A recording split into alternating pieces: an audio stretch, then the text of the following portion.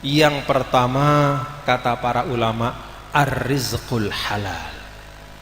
Yang kedua al-ilmun nafi'. Dan yang ketiga al-ibadatul maqbulah. Jadi dari semua nikmat yang tak terkira diringkas oleh ulama, sebagian ulama, bahwa nikmat-nikmat yang sangat penting agar hidup kita bisa lancar, agar ibu-ibu kita semua panjenengan bisa melaksanakan tugas-tugas kekhalifahan kita di bumi Allah untuk mengembangkan Pati, Dukuh Seti menjadi daerah yang maju, baldatun, thayyibatun, warabun ghafur.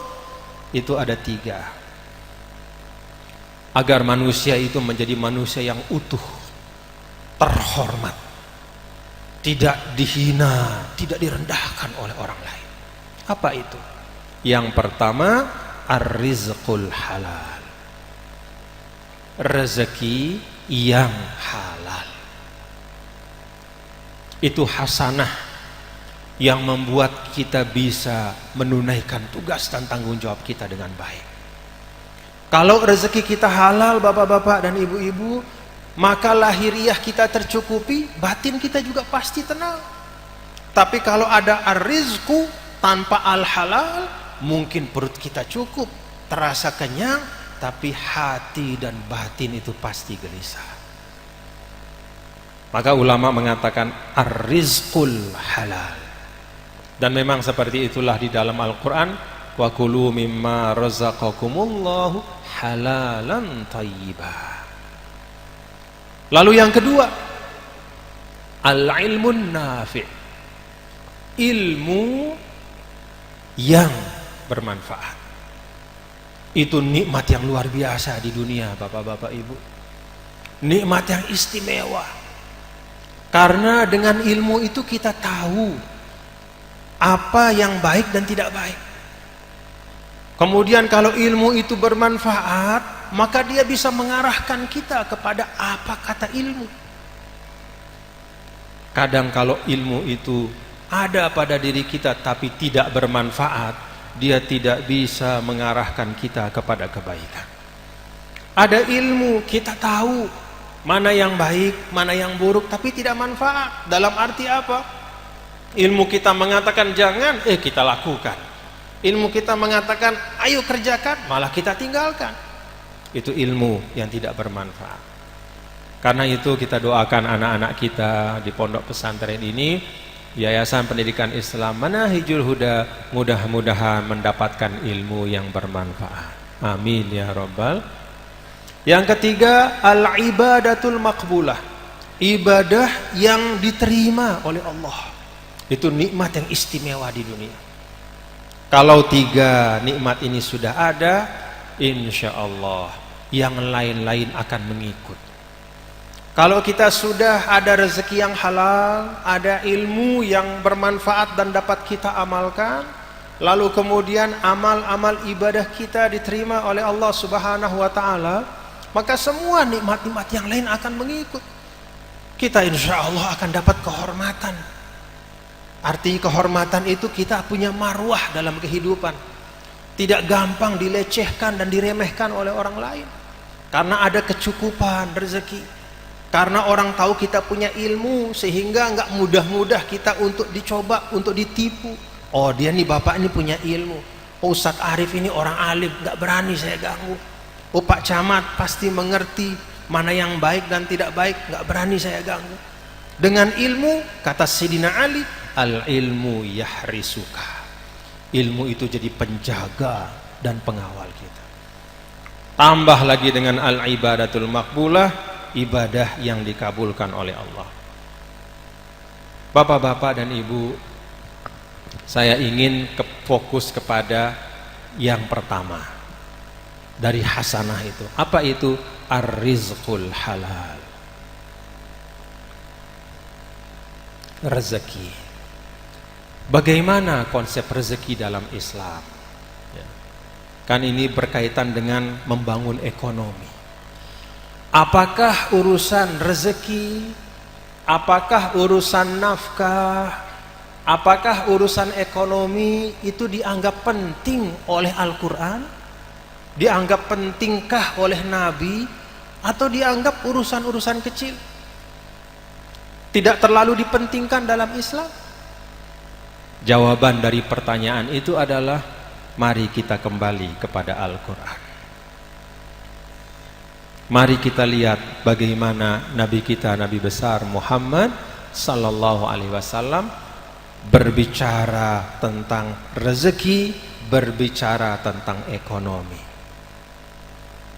Dari 6.000 lebih ayat Al-Quran, Bapak-bapak Ibu, ayat yang paling panjang dalam Al-Quran itu adalah ayat tentang ekonomi. Ayat 282 dari suratul Baqarah. Ayo kita buka Al-Baqarah ayat 282. Itu satu halaman penuh. Satu halaman penuh hanya bicara tentang ekonomi. Hanya bicara tentang salah satu jalan mendapatkan rezeki. 282 Al-Baqarah itu berbicara tentang transaksi dan hutang piutang. A'udzubillahi minasyaitonirrajim. Ya ayyuhalladzina amanu idza tadayantum bidainin ila ajalin musamman faktubu wal yaktub bainakum katibun bil adli wa la ya'ba katibun ila akhir ayat. Satu halaman penuh dalam Al-Quran. Jadi ayat yang paling panjang dalam Al-Quran, mohon maaf panjenengan semua nggih, Bapak-bapak Ibu, bukan ayat tentang sholat, bukan ayat tentang berzakat, bukan ayat tentang berzikir. Kalau Allah Subhanahu wa taala bicara tentang sholat, bahkan pendek-pendek ayatnya. Kalau Allah bicara tentang zakat juga tidak sepanjang ayat-ayat tentang transaksi ekonomi keuangan. Kalau Allah bicara tentang ayat zikir, ayatnya juga pendek. Ya ayyuhalladzina amanu dzkurullaha dzikran katsira wasabbihuhu bukratan wa asila, pendek. Tapi ketika Allah bicara tentang hutang piutang, tentang ekonomi, tentang rezeki, cara kita mendapatkan harta di dunia, Allah sampaikan dalam satu halaman penuh.